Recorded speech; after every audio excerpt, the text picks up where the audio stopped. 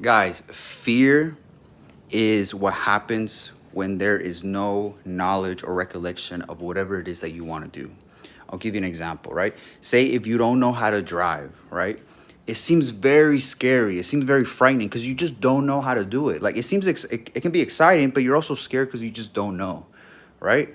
But in that absence of knowledge where it's just like empty, right? Because imagine it's like you need to have knowledge to be educated on something, to know how to do it, to have no fear in it, right?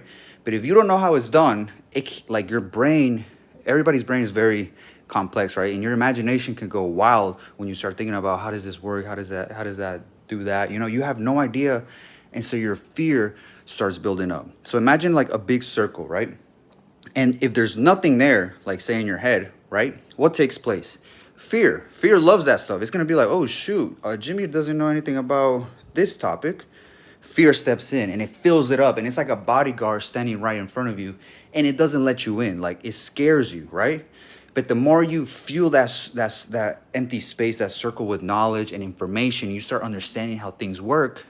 There's like no fear left. It literally checks out because you can't be like super scared of something if you have a lot of knowledge on how it works. You can't understand something and just be super scared of it. And I'm talking about things like just having knowledge about how things work, like in business and relationships and a lot of stuff. If you don't understand something, you have a lot of fear in it, just get educated on it and fill that circle up with knowledge, and fear is going to step out, right? And once you step in that circle and fear leaves, now you're going on to the next door, like the next circle, right? And it's going to be an even bigger fear that you have to conquer. And so just look at it like that. Start filling up those circles with knowledge, information, fill up your brain with a lot of those things. So you start eliminating the different levels of fear in your life, right? And I just wanted to say that, guys. I hope that's helpful. And like always, I'll catch you in the next one.